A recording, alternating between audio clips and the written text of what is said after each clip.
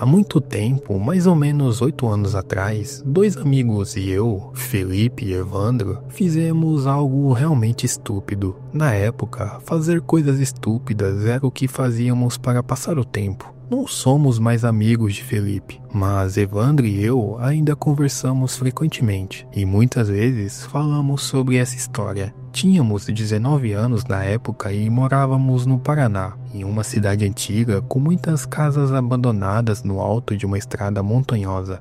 Não muito longe de nossas casas havia uma igreja abandonada. Os moradores locais conheciam a igreja, estava em uma estrada fechada e havia sido abandonada por anos. Não tenho certeza se ela ainda está de pé ou qual é o estado atual, já que agora moro no estado de São Paulo. Felipe, Evandro e eu, sendo os aventureiros inquietos que éramos, tivemos a brilhante ideia de levar uma tábua Ouija para a igreja numa noite tardia. Isso aconteceu em outubro, então acho que estávamos fazendo isso em homenagem à temporada de sustos. Evandro tinha uma tauba no armário, então ele trouxe. Fui eu quem dirigiu para nos levar até lá. Primeiro, peguei Felipe, depois Evandro. E seguimos diretamente em direção à igreja. Como a estrada até a igreja estava literalmente bloqueada, tivemos que estacionar na beira da estrada e caminhar a partir dali.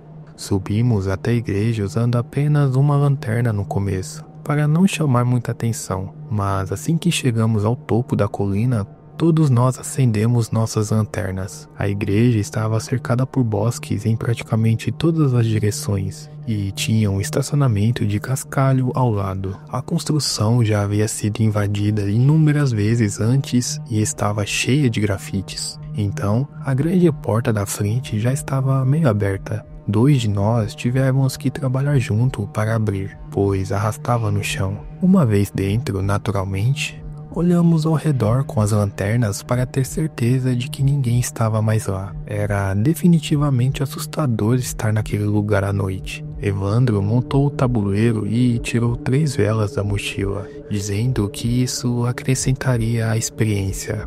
Ele colocou as 3 velas em formação triangular ao redor do tabuleiro e as acendeu. Desligamos nossas lanternas. Então, a única luz no local vinha das velas, criando uma atmosfera muito mais sinistra e desconfortável. Realmente não conseguíamos enxergar a mais de 6 metros em todas as direções. Começamos a brincar.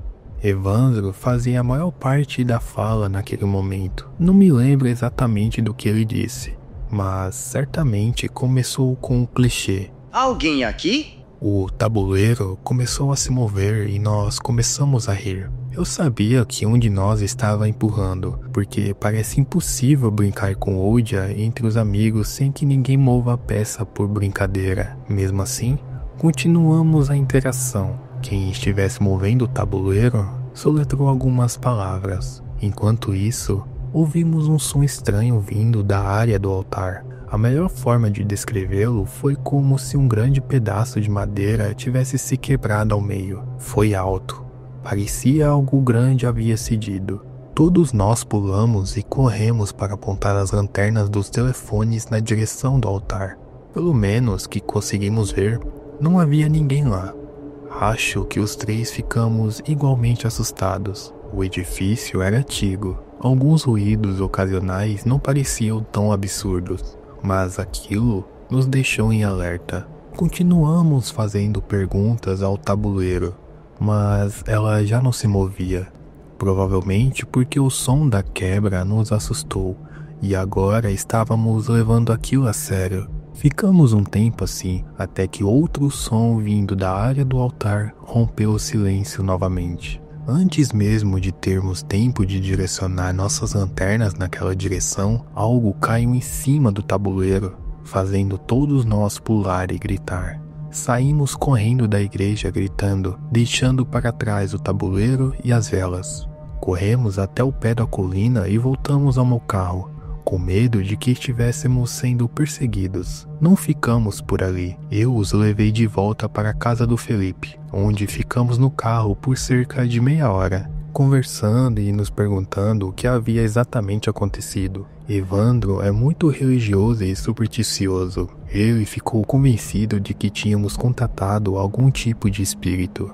Eu, por outro lado, não acredito muito nessas coisas e suspeitei que havia alguém mais na igreja conosco, o que também me parecia igualmente aterrorizante. No dia seguinte, Evandro voltou à igreja com Felipe para pegar o tabuleiro Ouija de volta. E, para tornar as coisas mais estranhas, o tabuleiro havia desaparecido, mas as velas ainda estavam no lugar.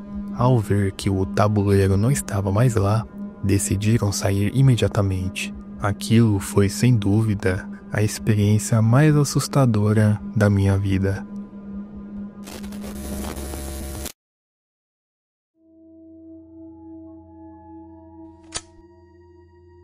Isso aconteceu em Aguiar, na Paraíba, uma parte do sertão do estado. Eu estava com minha namorada Marisa e estávamos dirigindo pela região para ver se era um lugar onde gostaríamos de morar. Estava muito tranquilo e espaçoso, exatamente o que procurávamos. Ambos somos católicos romanos, embora ela goste de ir à igreja um pouco mais do que eu. Era um dia de semana, no meio do dia, e não havia muito tráfego. Estávamos verificando várias coisas na área que seriam importantes antes de decidir nos mudar para lá. Como Marisa é amazona desde a maior parte da vida, uma das razões para nos mudarmos para uma área rural era para que ela pudesse ter um celeiro para seus cavalos. Depois de verificar algumas propriedades à venda, passamos por uma pequena e adorável igreja à beira de uma estrada muito tranquila, com muitos carros no estacionamento. Essa igreja não ficava muito longe da última propriedade que tínhamos acabado de visitar. Então Marisa me cutucou e disse que deveríamos verificar se havia uma missa acontecendo para ver se era uma igreja agradável. Estacionei no pequeno pátio de terra em frente ao local, ao lado de uma antiga minivan vermelha. Muitos dos carros no estacionamento eram bem antigos. Na verdade, eu diria que a maioria. Mencionei isso a Marisa enquanto saíamos do carro e ela concordou, dizendo que provavelmente era porque se tratava de uma área de baixa renda. Abri a porta da igreja para nós e entramos. Era pequena por dentro, como esperávamos. Havia cerca de 5 fileiras de bancos no corredor central e pelo menos 20 pessoas lá. Não era uma multidão idosa, como costuma acontecer em qualquer missa grande ou pequena. Com base na aparência, todos pareciam estar na faixa dos 30 ou 40 anos. Todos estavam sentados em silêncio, fazendo algum tipo de oração. Quando nos sentamos no fundo, as pessoas mais próximas começaram a nos olhar, uma a uma. À medida que outros notavam, também olhavam. Primeiro para quem olhava, depois para nós. Marisa e eu trocamos um olhar de nervoso e, sem saber o que fazer, apenas sorrimos. Mas ninguém sorriu de volta. Eles nos encaravam de maneira hostil. Foi então que percebi. Ninguém ali estava vestido de forma minimamente adequada para uma missa. O que estava acontecendo? Mais inquietante ainda, percebi que não havia mulheres na igreja, exceto Marisa. Os olhares estavam mais fixos nela do que em mim. Um homem mascarado, perto do que eu suponho ser o altar, se aproximou e apontou para nós. Quem os convidou? Tomei a palavra e disse que estávamos apenas passando. Vimos que havia uma missa e decidimos participar. Mas ficou claro, aquele homem não era um padre. E aquilo definitivamente não era uma igreja católica romana. Ele então disse de forma bem rude: Vocês precisam sair agora. Nesse instante, todos na igreja estavam de olhos gravados em nós. Eu apenas disse: Vamos embora, querida.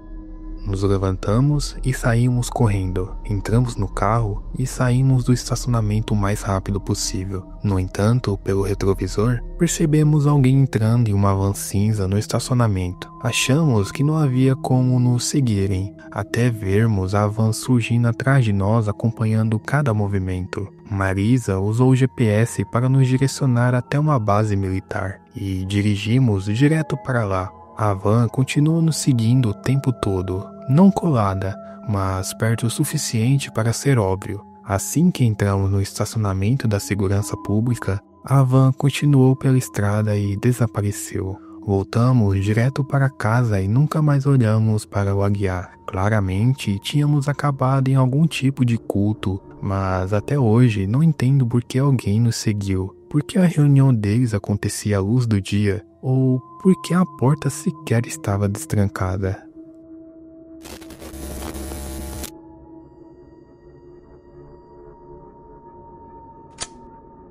Na escola, eu tinha um casal de amigos próximos, Aline e Davi. Fazíamos muitas coisas juntos. Quando chegou a hora de nos formarmos, Aline teve que se mudar para Goiás com sua família. Após a formatura e a mudança da família de Aline, meu amigo Davi e eu fomos convidados para visitar sua nova casa durante um fim de semana. Por tédio, decidimos explorar a mata e o campo próximo e descobrimos que havia um rio cênico. Era uma área linda e tranquila, mas acabamos nos perdendo. Decidimos seguir o rio, pois havíamos perdido a noção de qual direção era a montante ou a jusante. Não havia sons de civilização à vista e começamos a nos preocupar em encontrar um telefone para ligar para a mãe ou o pai de Aline e nos resgatar. Mesmo que não houvesse estradas pavimentadas por perto. Seguindo o rio, encontramos um antigo edifício com aparência de igreja, feito de tijolos vermelhos muito antigos, com um estacionamento de terra e uma estrada que levava até ele. Estava completamente coberto de vegetação e arbustos. Decidimos entrar para ver se havia pessoas e talvez pedir para usar o telefone e obter o endereço local. Notamos que havia alguns carros antigos dos anos 70 ou 80, possivelmente novos na época, mas agora muito sujos e enferrujados, com pneus murchos ou ausentes. Todos eram de cor branca, ou pelo menos costumavam a ser. Conforme nos aproximávamos, ouvíamos uma música gospel e cantos vindo de dentro da igreja, e ficamos realmente aliviados ao ver que havia pessoas por lá. Entramos na igreja, que parecia muito antiga e toda destruída. Espiamos além da porta e vimos o que eu estimava ser uma dúzia de pessoas vestidas o melhor que podiam, embora claramente fossem pobres. Quando entramos, uma senhora idosa de cabelos brancos, usando óculos com aro de chifre e tocava um órgão da igreja, parou de tocar e nos olhou sem expressão no rosto. O que aconteceu a seguir realmente me marcou e nunca vou esquecer. Todos naquela igreja pararam de cantar e largaram suas folhas de música. Lentamente, viraram a cabeça e nos olharam com os olhares mais vazios e desagradáveis. Aline disse: Oi, desculpe por interromper. Só queremos usar o telefone para ligar para os meus pais virem nos buscar. Ninguém falou nada.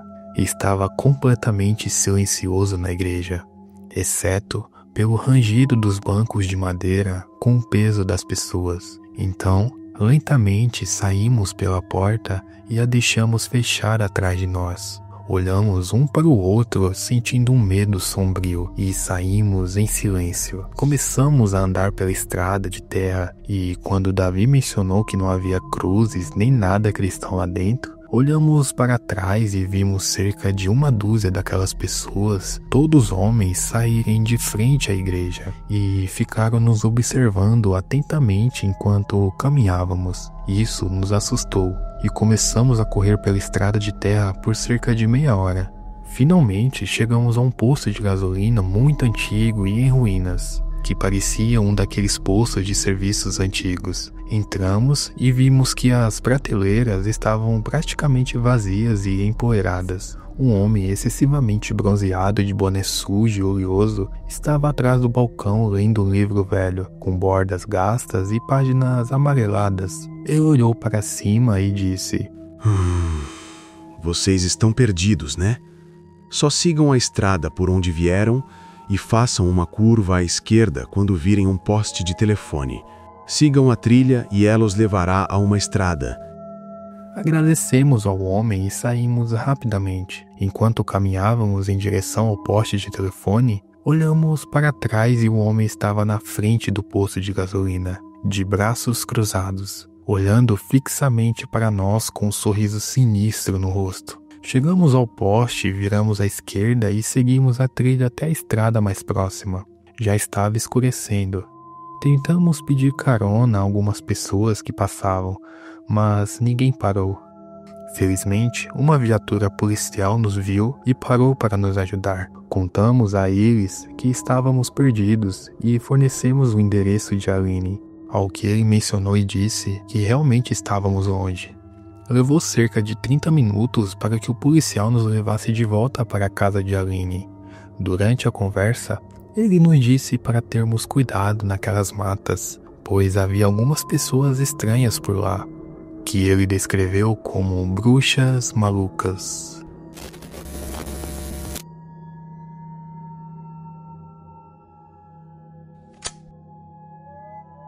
Isso não aconteceu comigo, mas com a mãe da minha amiga. Quando minha amiga tinha cerca de 8 ou 9 anos, na igreja dela costumava haver muitas pessoas, principalmente de classe média, mas também alguns sem teto que gostavam de adorar e participar das missas. Havia um senhor idoso sem teto que frequentava a igreja com frequência. Ele costumava sentar-se cerca de 3 fileiras atrás da minha amiga, de sua mãe e de seu pai.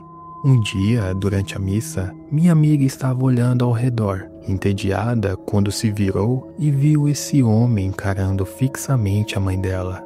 Em seguida, ele olhou diretamente para minha amiga e lhe deu um sorriso mais assustador que ela já tinha visto. Assustada, minha amiga se virou de volta, mas não conseguiu resistir ao olhar de novo, e lá estava ele, ainda encarando sua mãe. Depois, a própria menina. Quando a missa terminou, minha amiga insistiu para que fossem embora imediatamente. No carro, contou aos pais sobre o homem assustador. O pai e a mãe, porém, não deram importância, achando que fosse apenas imaginação.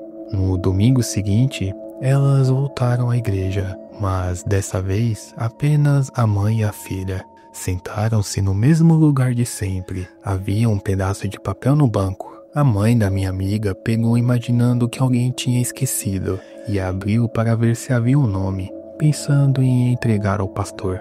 Ao ler, ficou pálida e deixou o papel cair. Minha amiga pegou o papel e leu. Olá, Cristina. Você provavelmente não lembra de mim, mas eu me lembro de você. Cristina era o nome da mãe dela. Assustadas, elas se viraram e viram um homem sem teto sentado, apenas encarando e sorrindo. Em pânico, levantaram-se e minha amiga apontou diretamente para ele. A mãe olhou e viu quando ele fez apenas um aceno perturbador, sinistro. Como ele sabia o nome dela se nunca haviam conversado? As duas saíram imediatamente e passaram cerca de 3 semanas sem voltar àquela igreja, optando por frequentar outra. Mas o terror não terminou aí. Começaram a ver o mesmo homem andando pelo bairro onde moravam.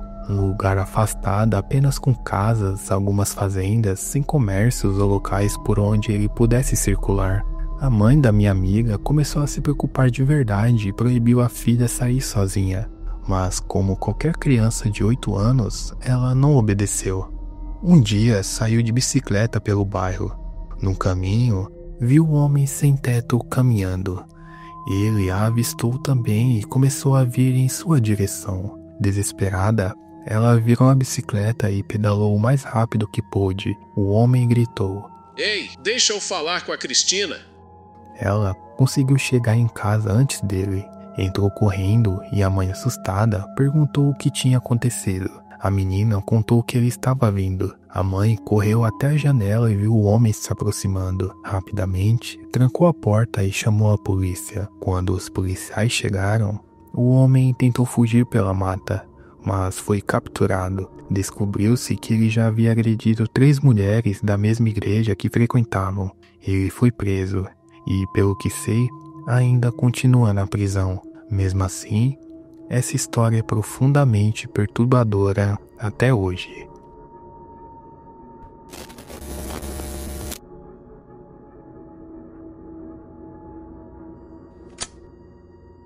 Isso aconteceu há vários anos. Eu tinha 18 anos na época e meu pai me perguntou se eu queria ganhar uma grana.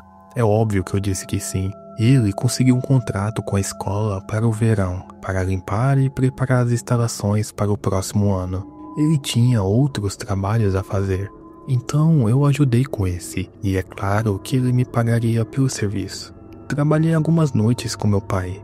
Ele me mostrava o que fazer e para onde ir, apenas para eu me familiarizar com a escola. Me ensinou quais chaves usar para abrir quais portas. Depois de aprender, ele saía para fazer outros serviços enquanto eu ficava na escola. Eu também tinha um trabalho pela manhã.